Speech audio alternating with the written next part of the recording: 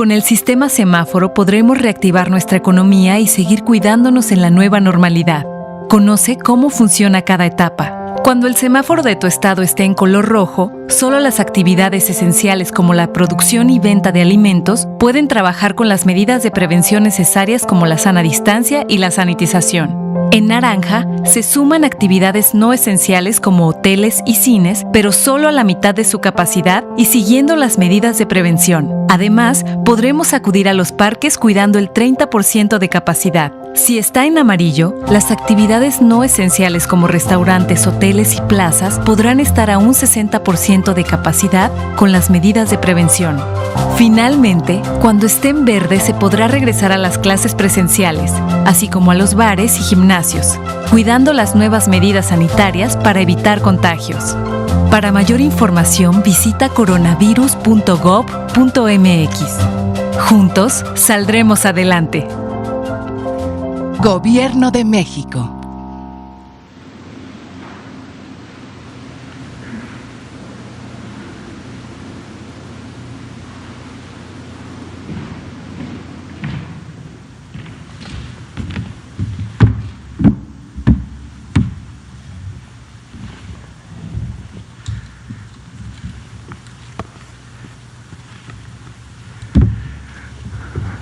Muy buenas noches. Soy Ruy López Ridaura, soy el director general del Centro Nacional de Programas Preventivos y Control de Enfermedades. Y hoy, domingo 13 de diciembre, estamos aquí para presentar la conferencia vespertina de todos los días para la actualización de las estadísticas y el impacto de la pandemia en México, la pandemia de COVID-19 causada por el virus SARS-CoV-2. El día de hoy vamos a, como anunció también creo que el doctor López-Gatell el viernes pasado, pero ayer me fue imposible venir, pero como anunció el doctor López-Gatell, hoy vamos a, además del componente técnico habitual, vamos a presentar también las nuevas y la actualización de los tiempos de atención. Esto es una cosa en la que hemos insistido mucho en el monitoreo de los tiempos de atención, desde que el paciente, la persona presenta el inicio de síntomas, cuando busca atención, y creemos que este indicador es un indicador que cada vez tenemos que recortar más como un indicador que claramente está asociado a la disminución de complicaciones y a la disminución del riesgo de complicaciones y por lo tanto de muerte. Entonces me voy a poner de pie, vamos a ver el primer componente, después el segundo y posteriormente. Qué bueno, gracias que vinieron los reporteros, vamos a atender preguntas y también, pues desde aquí también un saludo a todas y todas las personas que nos ven desde sus casas, desde sus dispositivos. Muchas gracias por seguir atentos. Bueno, el día de hoy es la conferencia vespertina número 284 y 197 días de lo que hemos llamado este periodo de la nueva normalidad, y nos gusta recordar. Creemos que es muy importante recordar que a lo que llamamos nueva normalidad es precisamente que después de la jornada de sana distancia entramos a una fase en esta nueva normalidad en la que se reconoce que la evolución de la pandemia es heterogénea en cada una de las entidades federativas. Hay entidades federativas que tienen diferentes velocidades de incremento, de decremento, y que por eso es importante ya entender que las acciones tienen que ser mucho más locales. No solamente locales por entidades, sino también locales a nivel subestatal, que creemos que es muy importante que cada uno de ustedes en casa, cada uno de ustedes en las diferentes entidades entienda y comprenda lo que está en su entorno. Eso es una parte muy importante. Entonces, además de estas conferencias vespertinas, sabemos prácticamente todas las entidades federativas también tienen actualizaciones diarias o cada 2 días, y es muy importante que la gente entienda lo que está pasando en su estado, en su entorno. Y por eso pues, un poco la idea de que esto se va dirigiendo por el semáforo. La siguiente, por favor. El semáforo de riesgo COVID, como lo presentamos, es un semáforo que se actualiza cada 15 días. Que es el el que está vigente desde el día 7 de diciembre hasta el día 20 de diciembre, o sea, toda esta semana. Es una nueva semana. Acuérdense que los domingos abrimos la semana y el día de hoy estamos abriendo una nueva semana y por lo tanto vamos a ver las estadísticas de hace 2 semanas. Pero en esta semana todavía sigue vigente. Es un semáforo en el que tenemos 2 entidades que están en rojo, Baja California y Zacatecas. Tenemos 24 entidades que están en color naranja, donde también hemos señalado que hay algunas entidades que están mucho más cerca del riesgo máximo y otras entidades que están más cerca de lo amarillo. El rango naranja del semáforo es un rango amplio. Tenemos 3 entidades en amarillo, que son Colima, Tlaxcala y Oaxaca, y tenemos 3 entidades en color verde, que son Veracruz, Chiapas y Campeche. La siguiente, por favor. Estos son los datos que tenemos ahora. Como les comenté, estamos abriendo la semana 51 y espero que ya la gran mayoría de la población esté habituada a esta gráfica. Esta es la gráfica que siempre se presenta todos los días. Y esta es una gráfica que se presenta en forma de barras. Cada barra representa una semana y vamos desde la semana 1 del año hasta la semana 49. Estamos graficando la semana 49, estamos abriendo la semana 51, pero como también ya lo hemos explicado, estas 2 semanas que tomamos es un momento de estabilidad de datos y por lo tanto los datos de la semana 49 podemos decir que ya son estables. Tenemos la gran mayoría de los datos que iniciaron síntomas. También es muy importante porque a veces también hay algo de heterogeneidad en las estadísticas.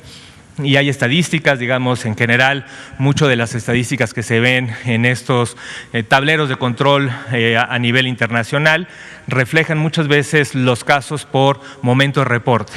Nosotros estamos reflejando aquí los datos de acuerdo al inicio de síntomas y por lo tanto, todos los individuos que están en esta barra de 49 iniciaron síntomas en la semana 49. Por lo tanto, pudo haberse presentado después de la semana 49, pero estamos graficando a partir de que iniciaron los síntomas. Entonces, en la gráfica tenemos el tiempo en las semanas y la magnitud de los casos. Y tenemos en una primera línea, es algo que es importante recordar, este es el porcentaje de positividad, y lo que quiere decir es que del total de individuos que en la semana le toman una muestra, ¿qué porcentaje de ellos sale positivo para el virus SARS-CoV-2? Y como podemos ver, llegamos a un tope de positividad más o menos en la semana 28-29, que estuvimos prácticamente cerca del 55% a nivel nacional, y de ahí hubo un descenso y prácticamente hemos estado en una meseta entre 39, 42, 43 en estas últimas semanas. El último semana hay un pequeño descenso, que ya van 2 semanas de descenso de la positividad y es un dato importante a considerar. Pero tal vez lo más importante es ver la tendencia de estas barras, de las alturas de las barras. Y como podemos ver, la altura total de la barra de la semana 48 a la semana 49 se ve un incremento. Se ve un incremento que está expresado en varios colores. Tenemos el color verde, que son aquellos individuos que tuvieron síntomas, fueron a un sitio, se les tomó una prueba y salieron negativos. El color gris son aquellos que no se les tomaron muestras. Son todas las personas que sí tuvieron síntomas, están registrados con un estudio epidemiológico, pero no se les tomaron muestras. Y el color amarillo en esta última barra son aquellos que se les tomó muestra, pero que aún estamos en espera de resultados. Y el color café son el total de casos que tuvieron síntomas, se les tomó una muestra y se confirmó la presencia del virus SARS-CoV-2. En el resto de las semanas también se expresa una proporción de casos en el color negro, que son aquellos a los que se les tomó una muestra, pero que por diferentes razones que ya hemos explicado, ya no tenemos posibilidad de tener resultados de esas muestras.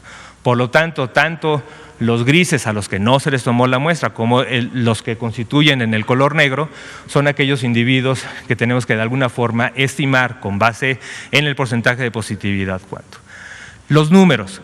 En total tenemos el día de hoy tenemos en el último reporte un total de 3.194.264 personas que se han registrado en el sistema de vigilancia y por lo tanto son casos que entraron con síntomas y calificaron como casos sospechosos, de los cuales el total de 1.250.000, un poco más, son confirmados y 1,5 millones son negativos. Tenemos 209.000 en total, 754 sospechosos sin muestra y 138.133 sospechosos sin posibilidad de resultados. Y lo que queda en esta última semana pendiente de resultados son un total de 42.700. También hasta el día de hoy se han registrado 113.953 lamentables defunciones que se han registrado confirmadas. Acuérdense que también hemos confirmado los casos y especialmente las defunciones en 3 modalidades. Una es que tengan la prueba positiva, la segunda es que tengan una asociación epidemiológica, es decir, que tengan la evidencia clara del contacto con alguien que salió positivo. Y para el caso de defunciones también se agrega el componente de dictaminación, que es esta revisión de los expedientes en aquellas personas que fallecieron sin muestra, pero que posiblemente por el cuadro clínico y mucha otra información se dictamina como un caso confirmado. Este proceso es un proceso lento, es un proceso que requiere una revisión. Hay comités de dictaminación a nivel hospitalario, a nivel jurisdiccional, a nivel estatal y a nivel federal. Y una vez que va pasando y confirmando en estos niveles, es como se van agregando a estos casos confirmados. Pero es un proceso largo. Claramente los que están en estas franjas, tanto negras como grises, son los que tendrán que pasar por este proceso. La siguiente. Entonces, con los casos confirmados, agregándoles además el componente de aquellos casos en los que no tenemos muestra o tenemos muestra pero sin posibilidad de resultados, aplicándoles este porcentaje de positividad en cada una de las semanas, se estiman los casos. Y en total, a lo largo de la pandemia, tenemos una estimación de casos de 1.424.802. Lo que es muy importante en esta gráfica es ver la tendencia. Y recuerden, llegamos a un primer pico cerca de la semana 28-29, después tuvimos un descenso importante por varias semanas, 2 o casi 3 meses, y más o menos desde la semana 37-38 hemos tenido un incremento. La diferencia de la última semana, 49 a la 48, es un incremento del 10%. Es decir, estamos abriendo en esa semana con un incremento. Si recuerdan, la gran mayoría de las semanas a veces cerramos con un pequeño o a veces importante decremento que se va un poco perdiendo y a veces llegamos a una meseta, a veces llegamos a un pequeño incremento al final de la semana. El hecho de que en la semana, el día que abrimos, hoy domingo, estemos con un incremento del 10%, nos habla de esta gran actividad que tenemos en la transmisión y una gran actividad en la confirmación también de casos y de casos sospechosos. Y esto es importante. Una parte muy importante de este crecimiento está explicado precisamente por la Ciudad de México y por eso vamos a ahondar un poco en los datos específicos de la Ciudad de México. Tenemos también un 6% del total de los casos, del total tenemos 6% de ellos, 86.911, que los podemos considerar como casos activos. Recuerden, los casos activos son aquellos casos que iniciaron síntomas en los últimos 14 días y que en principio es el número de casos o la proporción de casos que son los que están todavía en capacidad de transmitir, expandir los datos o los casos sospechosos y por lo tanto el modificar la tendencia de la curva epidémica. La siguiente, por favor.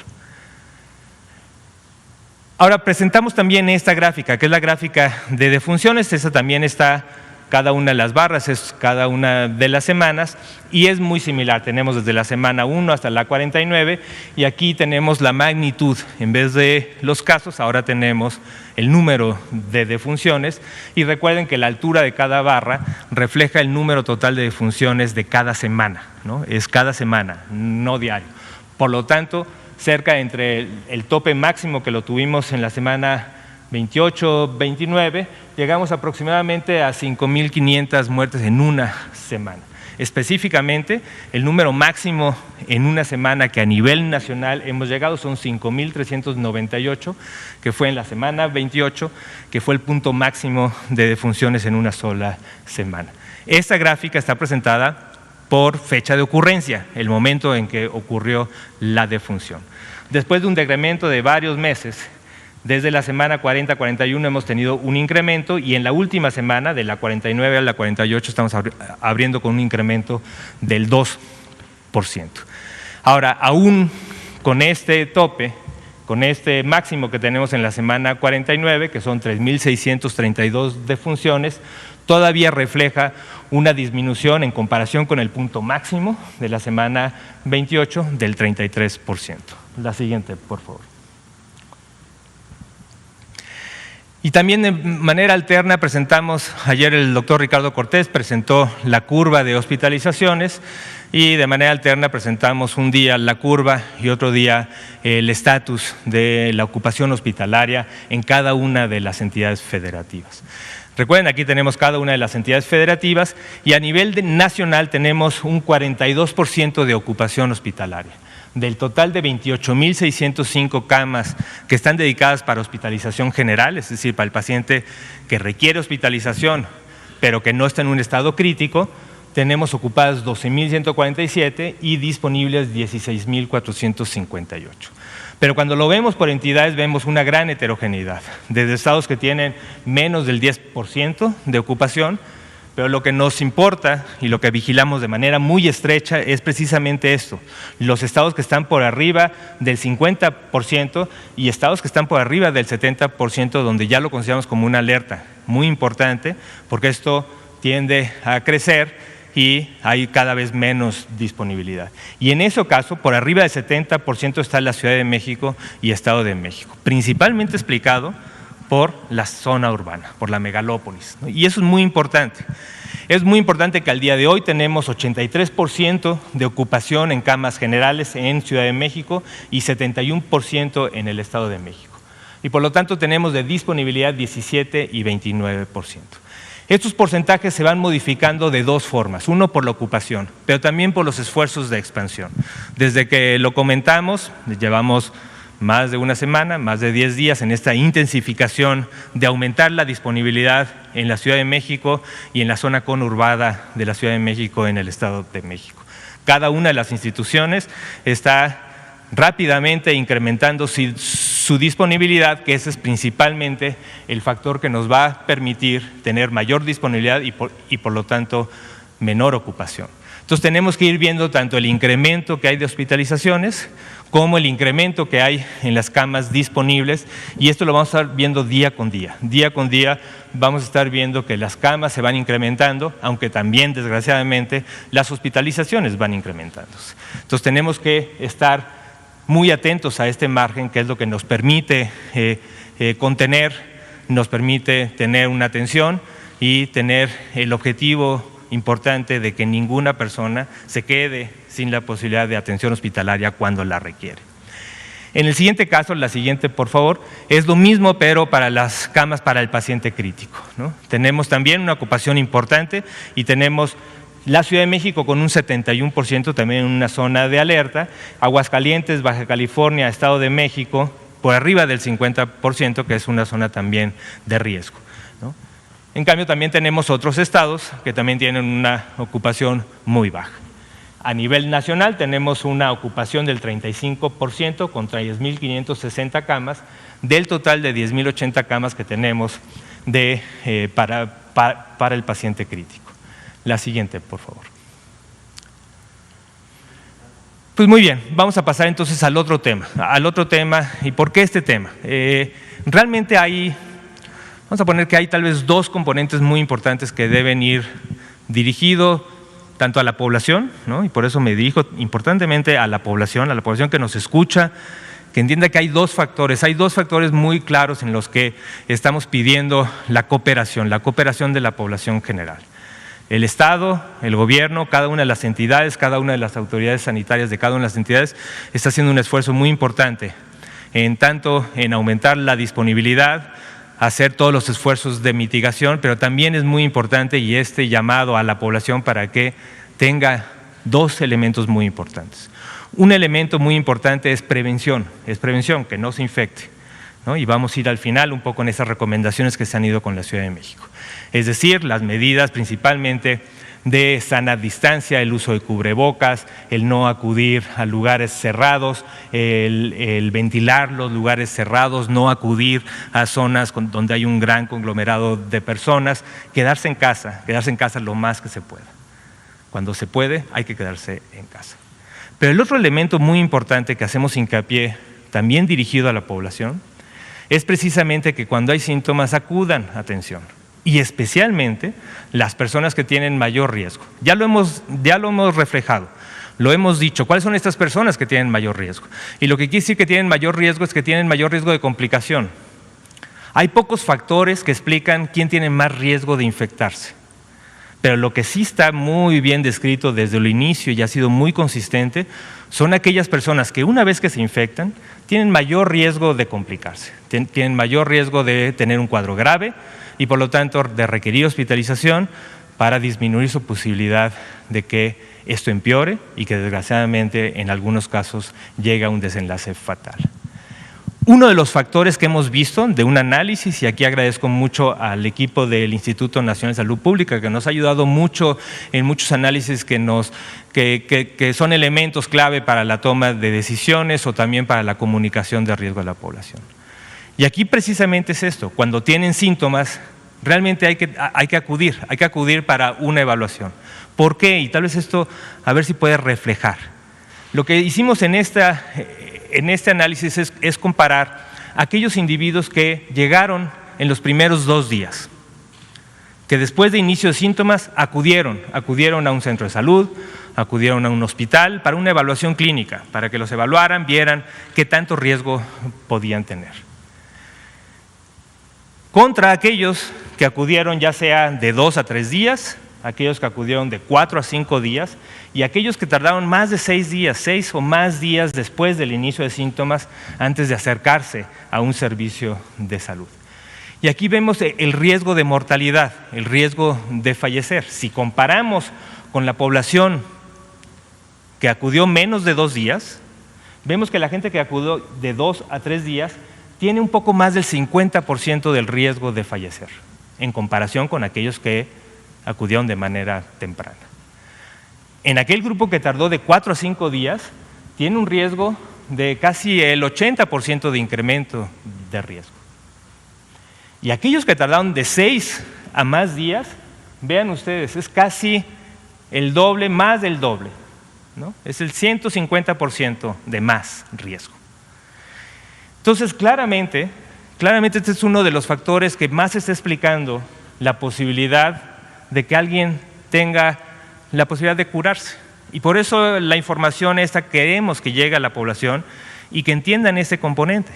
Este componente se ha tratado de reforzar también con la estrategia de atención primaria a la salud. Y eso también yo lo he presentado, lo hemos presentado varios, en donde cada una de las entidades, especialmente en la Ciudad de México, tenemos brigadas especialmente enfocadas en las zonas más prioritarias, yendo casa por casa, haciendo mensajes de promoción, identificando casos, pero eso no quiere decir que estas brigadas van a identificar a todos los casos, ¿no? Pueden pasar un día y después a ese mismo barrio pueden pasar, no sé, 3, 4 semanas después. Es imposible tener visitas presenciales todos los días.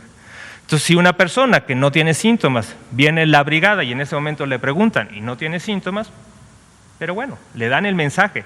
Si tiene síntomas, tiene que acudir, no esperar a ver cuando llegue la próxima brigada. Tiene que acudir al centro de salud, tiene que acudir para que lo revisen. Y mucho más si es una persona de alto riesgo. ¿Quiénes son las personas de alto riesgo? Personas, adultos mayores de 60 años, personas con enfermedades crónicas, especialmente diabetes, obesidad, enfermedad cardiovascular, enfermedad renal, enfermedad pulmonar obstructiva crónica, fumadores, son grupos de riesgo. Entonces, si tienen síntomas, no esperen, hay que llegar a que se valore. Posiblemente llegue, se valore y está bien, no tiene complicaciones y se puede seguir monitoreando en casa, que es el otro componente en el que la estrategia de atención primaria de la salud ha hecho énfasis, la necesidad de monitorear de manera remota o de manera presencial a aquellas personas de alto riesgo. ¿Y qué quiere decir monitorear?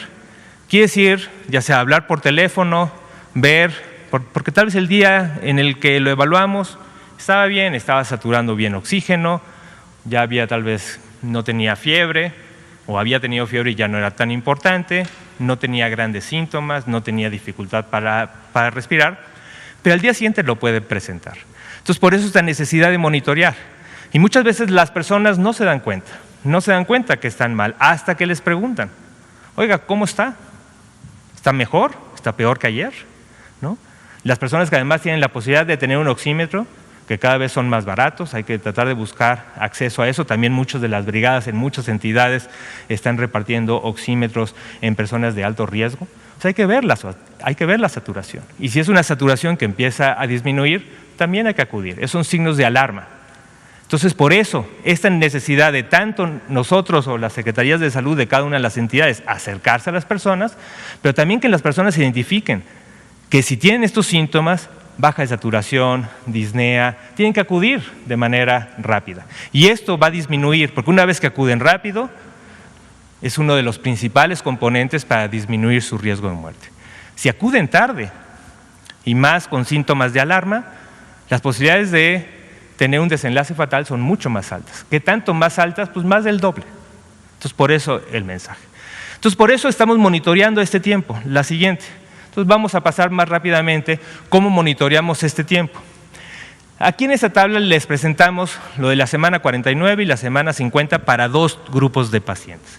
Los pacientes que se atendieron de manera ambulatoria, es decir, nosotros tenemos el registro en el sistema de vigilancia epidemiológica que cuando llega un paciente requiere o no requiere hospitalización y se registra como ambulatorio o se registra como hospitalizado, ¿no? Cómo evoluciona después es difícil de actualizar en el sistema de vigilancia. Pero al menos el primer contacto sabemos si ese paciente en su primer contacto con el sistema requirió o no hospitalización. Y lo que vemos es que de manera ideal, que son menos de 2 días, ¿no? El 50% a nivel nacional, el 50% en la semana 49 y el 51%, un poquito de incremento, acudieron en menos de 2 días. 25%, digamos adecuado, de 2 a 4 días, pero no lo ideal. 25 y 23 hubo una disminución y ya de manera tardía, que lo hemos calificado más de 4 días, 24 y se incrementó un poco ese porcentaje. En los hospitalizados estos porcentajes son mucho más altos y vemos cómo la gente que requiere hospitalización está llegando más tarde, 40 y tantos % contra 20 y tantos % en los ambulatorios. 43 y todavía en la semana 50 este porcentaje incrementó. Y el porcentaje del tiempo ideal, que el 36% llegó, también disminuyó. Eso quiere decir que de alguna forma se están aumentando los tiempos. Y aquí ponemos el total de los pacientes, tanto de la semana 49, que fueron 145.753 en el sistema, en las ambulatorios, 132.692 en la semana 50, y de los que requirieron hospitalización, 13.366 en la 49 y 11.206 en la 50. La siguiente. Y aquí vemos de gráfica cómo se ve este tiempo. Este tiempo, que en general ha habido una tendencia a disminuir. Y justo en la última semana, tenemos de la semana 14, que es la que tenemos registrada al inicio, a la semana 50, hemos tenido en la semana el promedio de toda la población eran 4 días y hemos bajado a 3.1 días. Pero cuando lo vemos dividiendo a la gente que requirió hospitalización y a la gente que se atendió de manera ambulatoria, vemos que la gráfica de aquellos hospitalizados sigue en aumento y el promedio en la semana 14 era 3.4 días. En la semana 50 está siendo el promedio casi de 5 días y eso es lo que se considera como grave, ¿no? Se considera tardío porque además si estos pacientes requirieron hospitalización, quiere decir que tenían datos de gravedad. Entonces son los que deberían llegar más temprano. En los pacientes que llegan de manera ambulatoria hemos ido bajando y en la última semana tenemos un promedio de 3 días. La siguiente. Y después reflejamos esto por los estados, entidades federativas que van aumentando de manera general. Obviamente tenemos todas estas estadísticas de cada una de las entidades y aquí solamente estamos reflejando. No pretendo que vean las tendencias de cada una de las entidades, nada más en la semana de las últimas 3 semanas, 4 semanas, ¿cómo va la tendencia? Entonces tenemos este grupo de estados en donde está disminuyendo y eso es bueno, conforme disminuye es mejor. Aguascalientes, Baja California Sur, Chiapas, Ciudad de México va disminuyendo en un promedio general, Durango, México, Nayarit, Nuevo León, San Luis Potosí, Sinaloa y Tabasco. Pero tenemos otro grupo de estados en donde esta tendencia se ha mantenido estable, donde no hubo cambio. Baja California, Colima, Guerrero, Hidalgo, Morelos, Quintana Roo y Zacatecas. Y tal vez las entidades más preocupantes son aquellas entidades donde este promedio se está incrementando, y son varias entidades. Campeche, Chihuahua, Coahuila, Jalisco, Michoacán, Nuevo León, Oaxaca, Puebla, Querétaro, Sonora, Tamaulipas, Tlaxcala, Veracruz y Yucatán. Algunos están aumentando más, otros están aumentando menos, pero todas estas entidades federativas en general, en las últimas 4 semanas, están aumentando sus tiempos de atención. La siguiente. Ahora vamos a enfocarnos en la Ciudad de México, solamente para que lo vean. Estamos tratando de tener esta alerta especial en la Ciudad de México, donde también tenemos en general un 59 a un 61% de cambio de gente que está acudiendo en el tiempo ideal, y en el tiempo tardío tenemos un pequeño incremento en los ambulatorios. Y en los hospitalizados tenemos un mayor incremento, y esto es grave, 47% va a 59%, 59% del total de los casos que requirieron hospitalización llegaron de manera tardía.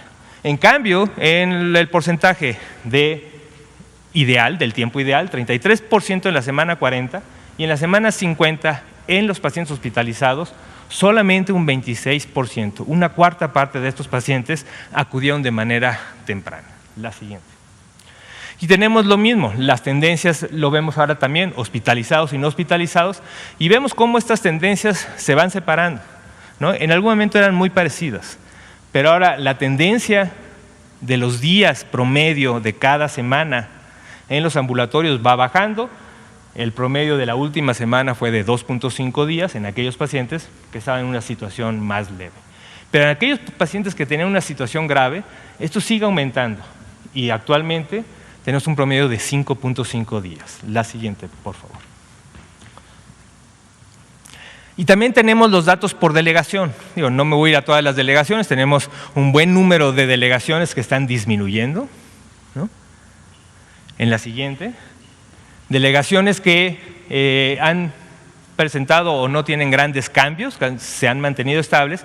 También fíjense, y estas diapositivas que las pueden ver también después, pues fíjense que aunque decimos que hay estables, hay delegaciones que están muy por debajo, o sea, con tiempos muy razonables, y otras delegaciones que aunque no han cambiado, siguen con tiempos altos. La siguiente. Y hay otras delegaciones que están incrementando la previa. Creo que hay un grupo de delegaciones. La previa, por favor. A ver, la previa, ¿no hay una donde están incrementando? No está, bueno. Hay unas delegaciones, ahorita se las menciono, donde ese tiempo se está incrementando, pero igual es que no encontramos, perdón, tal vez yo me estoy confundiendo. En esta última semana, o sea, recuerden, si aquí son 4, sí, tenemos a todas las delegaciones. No tenemos delegaciones que estén incrementando en su tiempo de atención. Y con esto, también queremos pasar, ahora sí, la siguiente, por favor. Queremos seguir recordando esto. Desde el viernes pasado, no sino el pasado anterior, en el mensaje no el viernes, el martes, o el viernes que fue el viernes donde el presidente López Obrador dio un mensaje. Durante toda esta semana, también la semana pasada, pues se ha ido incrementando el nivel de alerta, y el jueves y el viernes hubo también llamado por parte de la jefa de gobierno, la doctora Sheinbaum, a la población general para tratar de identificar estos momentos, estos puntos donde están las recomendaciones principales. Y llamamos a este llamado urgente, este llamado alerta a la población de la Ciudad de México. No solamente de la Ciudad de México como entidad, sino también a toda el área conurbada. Esto es un problema que está en toda el área conurbada, y cuando vemos Estado de México, acuérdense que las estadísticas de Estado de México es una mezcla entre el Valle de Toluca y el Valle de la Ciudad de México, y esto está afectando a toda la Ciudad de México. La Ciudad de México tiene uno de los grandes retos, son de los más grandes retos de toda la República. Es un lugar de mucha concentración, es un lugar de mucho movimiento, y por eso el llamado de alerta a la población, principalmente para estos dos mismos factores que los dije al principio. Uno, el que tengan toda la seriedad del problema para la prevención, para que no se contagien. Y el otro, que es en el que hice hincapié en el componente temático, es de que si tienen síntomas, acudan tempranamente a una atención. Y por eso la doctora Sheinbaum y el gobierno, que también está haciendo un papel muy importante con una cooperación intersectorial, con entidades federales, incrementando camas, incrementando acciones, enfocamos en cinco reglas en las que creemos que es muy importante que la población entienda. ¿Y cuáles son estas 5 reglas? Estas 5 reglas, la primera, quédate en casa, y si no tienes que salir, no salgas. Eso es importante. Hay, tal vez lo que creo, y digo, ustedes también seguramente tienen vivencias de todos los días, y es difícil. Hay un concepto complejo que es esta cosa de la percepción de riesgo, ¿no? ¿Cuándo percibo yo que yo estoy en riesgo? Veo que las cosas están mal, pero no percibo tal vez que yo estoy en riesgo, ¿no? Entonces eso es importante, que la gente tanto tenga esta percepción de riesgo, todos estamos en riesgo, ¿no? Pero también tenga este acto de solidaridad para la población. La Ciudad de México está en riesgo, ¿no? Entonces, por eso el quédate en casa. Ahora, entendemos perfectamente que hay una proporción muy grande de la población que no puede quedarse en casa. No puede quedarse en casa, vive al día. Tiene que salir, tiene que tener la venta de lo que tiene que tener el ingreso que tiene que tener. Entonces, no, tampoco es un llamado a que todo el mundo se pueda quedar en casa, porque no se puede. Pero si no te puedes quedar en casa, si es indispensable que salgas, hay que tener acciones de prevención. Una parte muy importante es no acudir a lugares que están atiborrados de gente, con mucha gente, ¿no? Tratar de no acudir. Si tienes que acudir, tratar de mantener la sana distancia. Si no puedes mantener la sana distancia, el uso de cubrebocas es obligatorio, está allí, lo tienes que tener, porque son lugares cerrados, es donde ha tenido un efecto muy importante. El usar los cubrebocas en lugares cerrados, con poca ventilación y donde no puedes mantener la sana distancia. Teníamos esta experiencia y estas cosas vivenciales, recientemente, en estos días, yo también, amigos, oye, no, quédate en casa. No, si nos quedamos en casa. No, siempre estamos en casa. Bueno, hoy vamos a ir a cambiar un televisor porque no sé qué. No, entonces no están entendiendo. No están entendiendo qué es quedarse en casa. El cambiar un televisor, el ir a hacer una compra que no es esencial. Califiquen lo esencial. Cuestiónense todos los días. Si tengo que salir, ¿es necesario que salga? ¿Puedo diferir? ¿Puedo posponer? Es importante que a cada acción de salir, antes de salir de la casa, cuestiónense. Es muy importante. El otro componente, no fiestas ni posadas, también lo comentó el doctor López-Gatell, la doctora Sheinbaum, y sí, hay bastante evidencia, hay evidencia en Nueva York, hay evidencia de que estas pequeñas fiestas, bueno, pero si somos miles de casos, una fiesta de 30 personas, ¿qué puede pasar? Son eventos que dispersan, porque de esas 30 personas, 40 personas vienen, no sé, tal vez del 30 o de 20 diferentes núcleos familiares. Esos núcleos familiares tienen 5 o 6 personas, 10 personas, cada una de ellas tiene un trabajo. Eso se multiplica. La red de personas que al final en esa fiesta están coincidiendo es mucho, ¿no? Entonces, por eso no es momento para hacer fiestas. Ayer también, que iba caminando, un reventón en un departamento, ¿no? Chavos, y seguramente no tienen riesgo, no perciben el riesgo, ¿no? Se juntan, están hartos, todo el mundo estamos hartos, pero a pesar del llamado, a pesar de todo, pues había esta fiesta, gente gritando, segura, no con sana distancia, tampoco pude verlo pero no, había mucha gente. Justo a la cuadra siguiente, unas mañanitas a todo volumen, y dije, otra fiesta, híjole. pero justo cuando cruzo veo que en la calle estaba una persona, 4 personas en un coche con unas bocinas, cantándole las mañanitas a una persona que estaba asomada en la ventana. Dije, mira, eso sí se puede. Se puede encontrar estos mecanismos por el que se puede interactuar, pero hay que buscarlos. Si no, no. Si no percibe el riesgo, no. Si no entiendo, pues no pasa. Entonces, por eso el llamado a la gente que tenga esto, no hacer fiestas, no posadas, ya tendremos tiempo para festejar, pero ahorita no. Las compras que se deben realizar, hay que programar estas compras, hay que ir por los alimentos, son compras esenciales, idealmente que solo vaya una persona, no tenemos que ir en grupo. Y si eres positivo o tienes síntomas, y esta es la otra cosa que es ya para cerrar esta cosa de mensajes.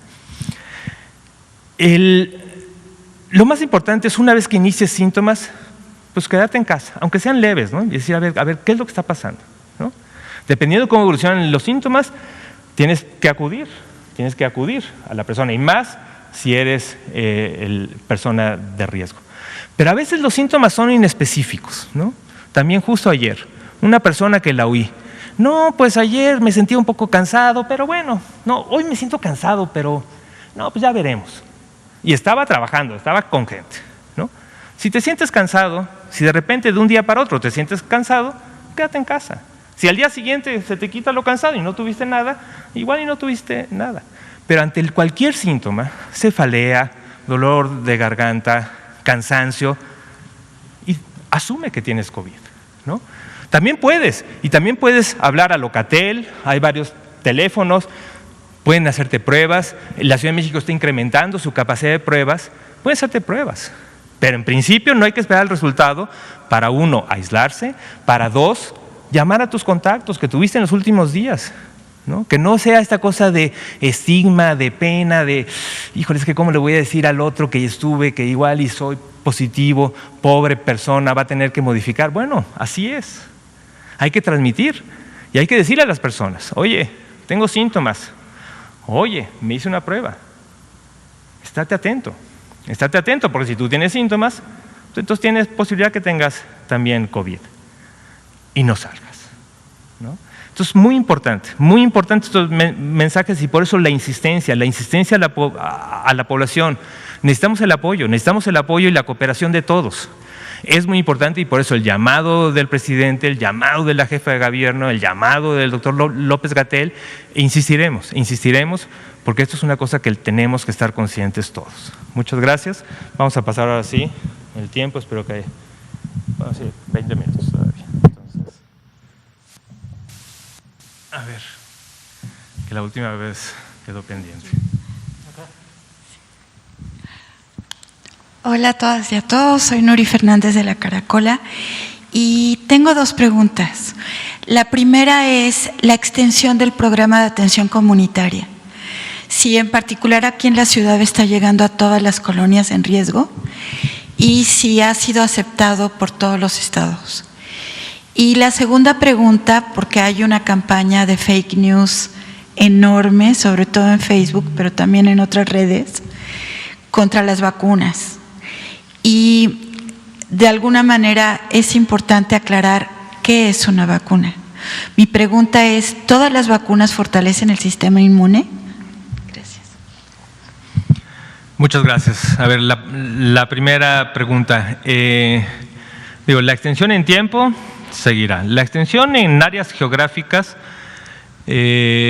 sí se está haciendo en áreas prioritarias, ¿no? Es muy difícil extender el 100% de un territorio. Entonces, específicamente en la Ciudad de México se ha hecho un esfuerzo muy importante y por eso pues, cada día salen tantas colonias de alto riesgo, y eso es importante porque es parte de la comunicación, que la Secretaría de Salud y el Gobierno de la Ciudad de México hace a la población, es decir, tu colonia, ¿no? No es el mundo, no es México, no es la Ciudad de México, es tu colonia la que tiene casos, ¿no? Y tiene muchos casos.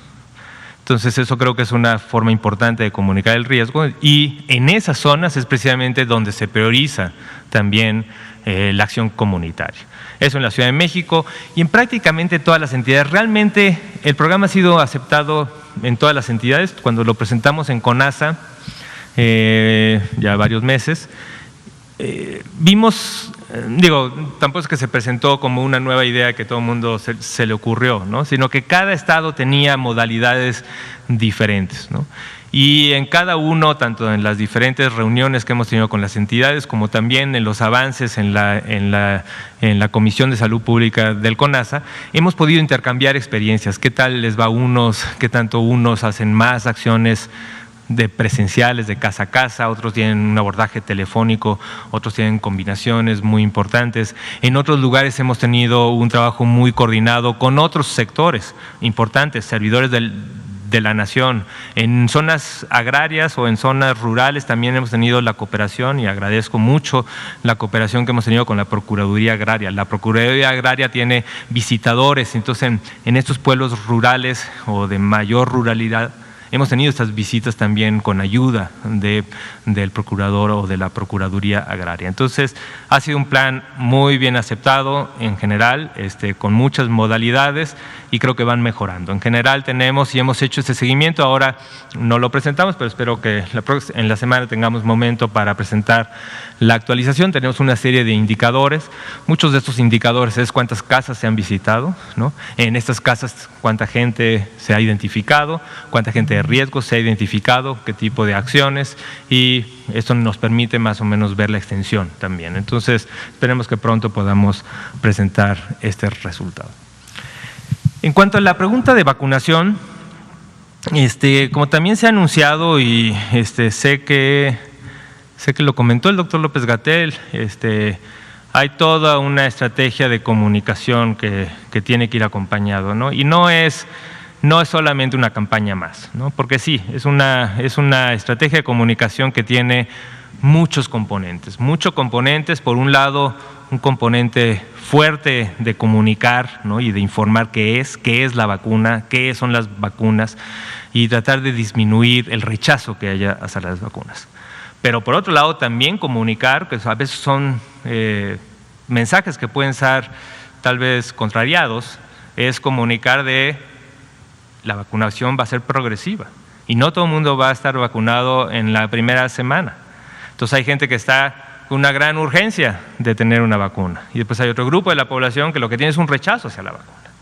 Entonces, ¿cómo modificar, cómo tener en una estrategia de comunicación los dos elementos? No es fácil, y es una cosa compleja, y ha sido muy claro desde un inicio el prepararse para esto. Es más, creo que también y las organizaciones internacionales han tenido una serie de criterios y de lineamientos también para estas campañas de vacunación. Entonces, el qué es una vacuna, en términos generales hay que tener claro que lo que es una vacuna es el poder introducir de alguna forma en las diferentes plataformas, que también ya hemos escuchado algunas de ellas, pero que también es importante que la gente vaya identificando la variabilidad de plataformas con las que se hacen las vacunas, pero en general lo que están buscando es exponer al organismo a esta partícula extraña, ¿no? Que es la partícula. Casi todas las vacunas están hechas con una proteína específica del virus, y eso es lo que se le expone de muchas formas. Y esta exposición lo que hace es que el aparato inmune crea anticuerpos, crea respuesta celular, y está preparado para cuando venga la infección de verdad, porque esto fue solamente la presentación del antígeno, tenga la capacidad de responder rápidamente, ¿no? Rápidamente, que ni se sienta, que ni se forme la infección. Entonces, eso es lo que es, en principios generales, lo que es una vacuna. Entonces, más que el fortalecer el sistema inmune, lo que le está es enseñando el antígeno, y el sistema inmune se prepara. Se prepara para, en el momento que llegue, atacarlo rápidamente, a tal grado que puede ser tan efectiva. Por eso también esta diferencia entre la efectividad de vacunas, que puede ser tan efectivas que ni se infecte la persona, que nunca contagie, ¿no? Es tan efectiva que al primer contacto con el virus lo ataca. Otras que no son tan efectivas, ¿no? Y por eso el ejemplo que hemos manejado con la influenza, ¿no? Que no son tan efectivas, llegan 40, 50% de efectividad. Pero ese porcentaje de efectividad es suficientemente bueno y muy bueno para disminuir el riesgo de complicaciones. Puede contagiarse, puede enfermarse, puede transmitir, pero de alguna forma reduce de manera muy importante la complicación. Y por eso los grupos de riesgo para la vacunación de influenza, ¿no? Por eso no está dirigida a la población universal, porque no hay la aspiración de detener la transmisión. Lo que está la aspiración, por su efectividad, que no es muy alta, pero es buena para la disminución de complicaciones, es justo vacunar a aquellas personas que tienen alto riesgo. Hasta ahora los estudios preliminares de las vacunas para COVID han tenido los grados de efectividad muy buenos, ¿no? Y eso entonces, por eso la aspiración de tener la vacunación universal para disminuir la transmisión. Pero bueno, de estos temas seguramente y va a haber una campaña muy importante de comunicación, pero es bueno irlo tocando, pero de manera contundente. Hay una campaña que pronto se anunciará. A ver, usted, por favor. Gracias, buenas noches, doctor, muy amable. Hablando justo de la vacuna, quisiera preguntarle, ¿cuándo llega a México? El viernes se dio el anuncio por parte del subsecretario y de COFEPRIS. ¿Cuándo llega finalmente a México? ¿Dónde se va a almacenar? Si ya se tiene ubicado algún gran almacén o algún punto o varios puntos específicos. ¿Y cómo será este proceso de distribución? Si nos puede, digamos, ampliar un poco la información que ya nos han dado a conocer. Gracias. No tengo los datos, de entrada no lo voy a poder contestar con precisión las preguntas, ¿no? Esto es una, tenemos y ya, creo que el dato muy positivo fue que el viernes pasado se juntó el Comité de Moléculas Nuevas y ya hubo la aprobación de la Agencia Reguladora de México, COFEPRIS, ¿no? Entonces que ya, digamos que ya está lista, ya el componente regulatorio, ya, ese es un paso que era muy importante, ¿no? Se logró. Ahora, ¿cuándo llega? Sé que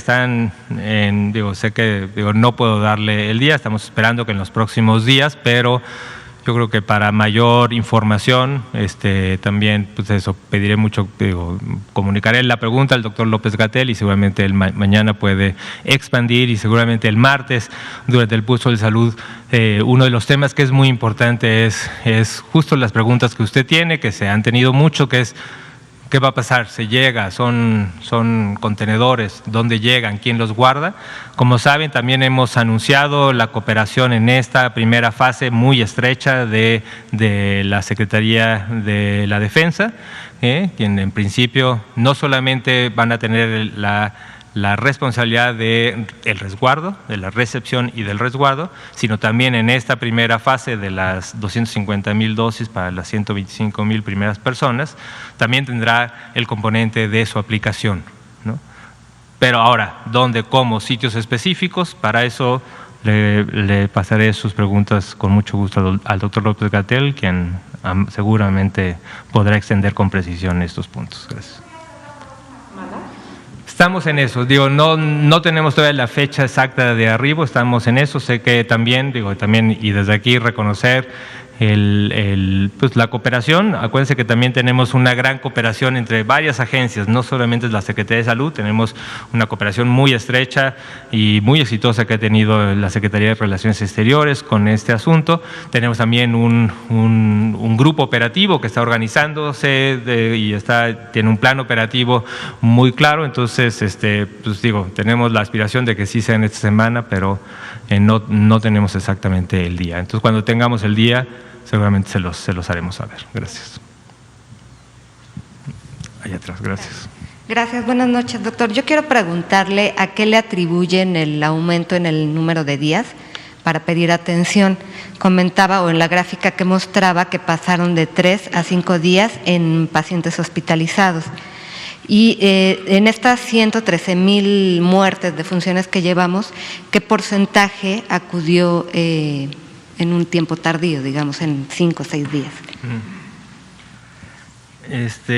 Justo quité la gráfica de los fallecimientos porque pensé que ya era mucha información, pero ahorita se lo digo. O sea, también desde el punto de vista de igual que presenté las gráficas de hospitalizados y ambulatorios, también tenemos los datos entre aquellos que fallecieron, y aquí se lo digo con precisión. Tenemos la diferencia en la última semana. En la semana 50 a nivel nacional, el promedio de aquellas personas que desgraciadamente, lamentablemente fallecieron fue de 5.1 días. De los que no fallecieron, aquí están combinados aquellos que se ingresaron como ambulatorios y que pues se hospitalizaron. Digo, esto nada más está dividiendo aquellos grupos que fallecieron, aquellas personas que fallecieron y aquellos que no. Y el promedio fue de 3.1 días, o sea que 2 días de diferencia en el promedio. Acuérdense que también los promedios a veces son engañosos en el sentido de que bueno, parecen 2 días, pero cuando vemos las proporciones, pues puede ser que haya un grupo muy alto, y no, ese dato no lo tengo aquí, pero con mucho gusto lo podemos reportar en la siguiente, de proporciones que están llegando tarde. Entonces sí, además de que las personas que están llegando a hospitalización están llegando más tarde, también tanto el tiempo también se está asociando con mayor mortalidad, tal y como mostré en la primera gráfica. Ahora, ¿a qué? Y justo ahora, digo, también en este diálogo cercano con el Instituto Nacional de Salud Pública, que nos están ayudando mucho estos análisis, ahora estamos justo en esto, de decir, bueno, ¿qué características están haciendo que la gente llegue tarde?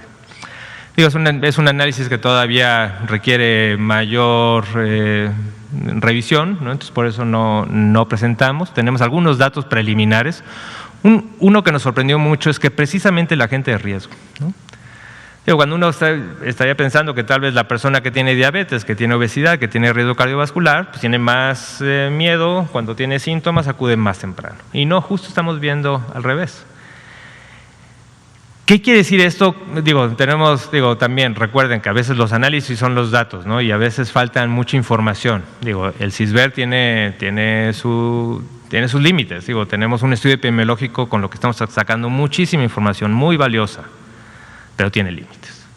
Entonces, lo que hemos visto ahora, ¿por qué? Hay varias hipótesis, ¿no? Pero una de las que nos preocupa mucho es precisamente que se ha reflejado, a veces tal vez más anecdótico, en el sentido de que la persona tenga miedo, justo que tenga miedo de acercarse a los hospitales, justo que tenga miedo de ir a un hospital, ¿no? Y tengo más miedo si tengo más riesgo. Entonces, eso es lo que estamos tratando de cambiar con la comunicación, ¿no? Precisamente no, precisamente lo que queremos es que se acerquen a la atención, se acerquen a la evaluación. Puede ser que lleguen a una evaluación y estén bien y lo regresen a casa. Pero además ya allí, si tienes riesgo, además estableciste el contacto y te pueden hacer el monitoreo diario, muy importante. Entonces, este es uno de los criterios. También estamos muy interesados en ver si el componente de lejanía con el centro de salud puede ser otro determinante. Ese es más complicado porque estamos viendo justo no todos los individuos en el CISBER tenemos registrado su domicilio, ¿no? Tenemos en una proporción muy importante, pero no en todos. Estamos referenciando estos domicilios, estamos viendo la cercanía con los diferentes centros de salud, hospitales. Este es un factor importante y porque si este es un factor que cada vez pesa más, tenemos que también profundizar las estrategias comunitarias que se acerquen más a esto, ¿no? Entonces, eso también puede ser, ¿no? También estamos muy interesados, aunque el CISBER tampoco nos permite, aunque hay ciertas variables también de nivel socioeconómico que nos interesa mucho como un factor estructural también que puede estar contribuyendo de manera importante. Entonces, no tenemos todos los datos, creemos que hay mucho componente individual, ¿no? De gente que tiene miedo, que tiene miedo a acercarse al hospital. Y lo que estamos diciendo es que hay protocolos claros en los que lo reciben, lo ven, lo evalúan, hay protocolos de hospitalización, hay protocolos para que se mantenga de manera ambulatorio. Esto está definido, ¿no? Entonces, acérquense más si tienen riesgo, ¿no? Gracias. ¿Alguna otra pregunta? Sí, adelante. Sobre la expansión hospitalaria en la Ciudad de México, ya están actualmente las 600 camas que anunciaron y lo pregunto por la situación actual en la ciudad. Gracias. Sí. Hemos estado actualmente y desde hace mucho tiempo y yo he estado también los últimos personalmente atendiendo estas reuniones. La doctora Sheinbaum se reúne todos los días y si es necesario también en la mañana y en la tarde justo para ver esto, el incremento de las camas. Entonces, estas 500 camas que se anunció y que también el presidente mencionó, digamos que estamos llegando a esas 500 camas nuevas, pero estamos identificando muchas. Ahora, ¿cómo se están incrementando? También es importante entender, ¿no? Una parte muy importante del incremento de camas tiene que venir de, acuérdense que llamamos, en un primer proceso llamamos reconversión hospitalaria, que era no hagan intervenciones selectivas, ¿no? Porque si haces intervenciones selectivas, pues puede ser que sean 2 o 3 días y que se pueda ir el paciente. Pero también se complican. Y una intervención electiva, una cirugía que puede posponerse, puede complicarse y por lo tanto ocupar una cama de terapia intensiva. Entonces el primer paso es suspendamos todos aquellos procedimientos que se pueden suspender. Obviamente hay muchos otros que no se pueden suspender. Eso es un componente que es reprogramación. Otro componente muy importante es el transformar las unidades hospitalarias para tener una mayor capacidad para pacientes críticos. Porque también, como lo hemos dicho, las unidades de terapia intensiva y las camas totales que teníamos de terapia intensiva antes de entrar a la pandemia eran muy poquitas, muy poquitas. Entonces, lo que se ha hecho es un esfuerzo tanto de esta reconstrucción rápida y construcción rápida de hospitales que estaban abandonados, puesta en marcha, pero también en muchos hospitales se incrementó la capacidad de camas que se tenían para hospitalización general, se tuvo que poner tanques de oxígeno, compresoras para poder tener la presión de oxígeno para los ventiladores en pisos de hospitalización. Y eso es parte de la reconversión. En algún momento, cuando llegamos a la zona más baja, se anunció, y también yo lo anuncié aquí, ¿no? En donde dijimos, tenemos que ir incrementando la posibilidad de tratar los otros problemas, que tenemos rezago, ¿no? Entonces pedimos a cada una de las instituciones que hicieran planes de reconversión, en el que empezaran a programar procedimientos selectivos, que empezaran a utilizar sus camas que estaban tal vez ya habilitadas para terapia intensiva, para hospitalización general, ¿no? Y ahora estamos en un proceso en aquellas situaciones, especialmente en la Ciudad de México, de regresar a la reconversión, ¿no? Entonces, mucho de hubo una disminución de la capacidad a la que llegamos en julio y agosto. Estamos ya a punto de llegar a esa capacidad, ¿no? La capacidad total, no estoy hablando de ocupación o disponibilidad, sino cuántas camas totales tenemos en la Ciudad de México. Estamos a punto de llegar a esa.